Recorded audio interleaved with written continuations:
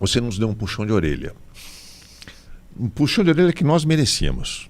No nosso Instagram, nós postamos a notícia de 1 ou 2 semanas atrás que dava conta a respeito de um rombo nas estatais do Brasil.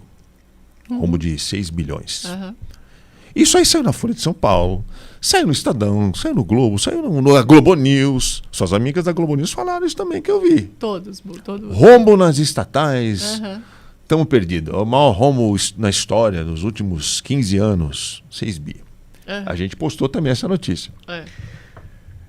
Aí você foi lá no nosso post e você escreveu: olha, não é bem assim. Veja bem, senhores da grande verdade, não é bem isso não. E eu acho que foi merecido. Eu queria que você explicasse o que é esse rombo, se existe de fato esse rombo, ou como você estava colocando agora, você acabou de falar, pegar uma foto de um momento do balanço das estatais não significa toda a dinâmica que de fato se representaria a saúde de uma empresa ou não. Né? Por favor, explique, professor Carla, por que a senhora puxou nossa orelha? Eu puxei a orelha de vocês. Primeira coisa, o que significa a palavra rombo? Se rombo for déficit, isso não tem nada a ver, inclusive, com distribuição de dividendos.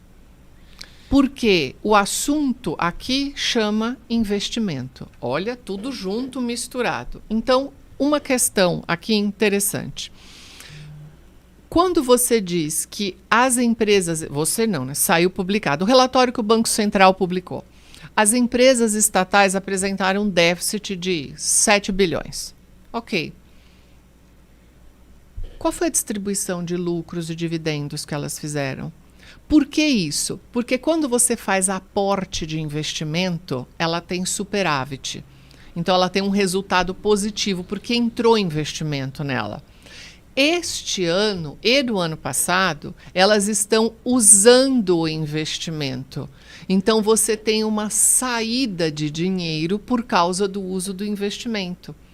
Então, de uma maneira bem simples, o resultado negativo, na maioria dos casos, é simplesmente uso do investimento, melhorando e fornecendo resultados. Então, aqui, eu peguei até um dado legal para a gente entender aqui um negócio interessante que eu vou pegar com a Casa da Moeda. A Casa da Moeda do Brasil fechou ano passado com um déficit de 125 milhões de reais, mas registrou um lucro líquido de 202. Então, déficit é uma coisa, lucro é outra. Então, são conceitos contábeis dentro da empresa. E ainda tem as particularidades específicas da estatal. O que acontece que a gente acabou, ou a mídia acabou misturando com esses 7,1 bilhões? Primeiro misturou estatal federal com a estadual e algumas empresas municipais, porque o relatório do Banco Central vem tudo junto. Vem tudo misturado. Essa é a primeira coisa. E outra coisa importante tem a ver com a própria apropriação dos investimentos. Então, aqui tem um dado interessante. A gente tem uma empresa, está aqui o nome dela, a Ingepron.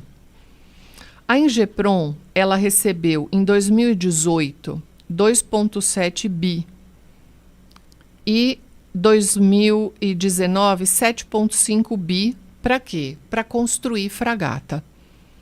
E isso entrou. Quando ela entrou, deu lucro. Quando ela começa a usar o dinheiro para fazer a construção, vai dando saída de dinheiro. Então, isso é rombo? Não. Isso vai ter a ver com o setor público, que o Tesouro vai ter que cobrir? Longe disso.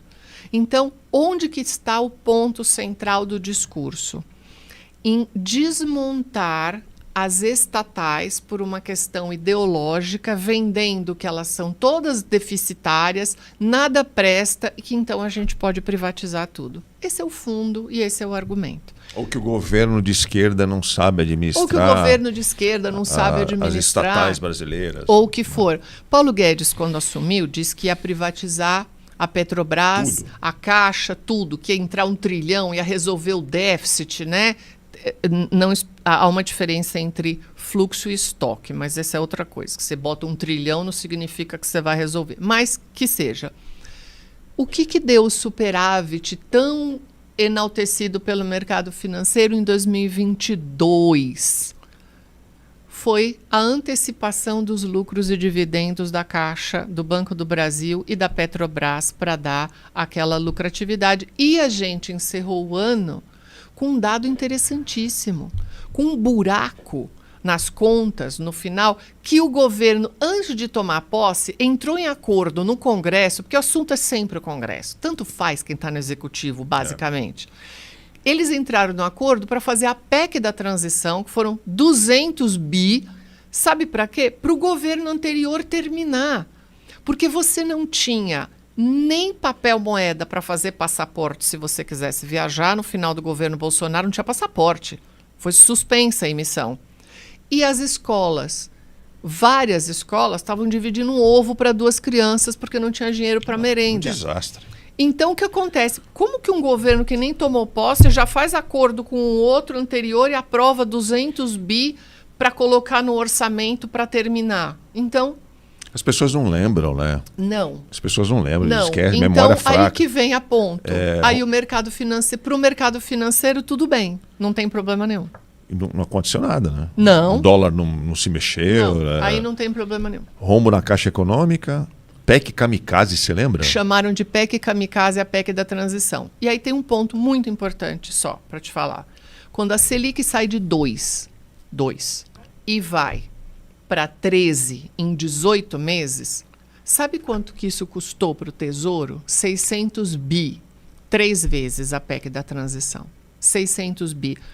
O Banco Central subiu agora a Selic em 1 ponto percentual. A despesa para o Tesouro é de 50 bi. 50 bi. Que corte de gasto você vai fazer para dar os 50 bi? Então, onde que está o início e o final da nossa conversa?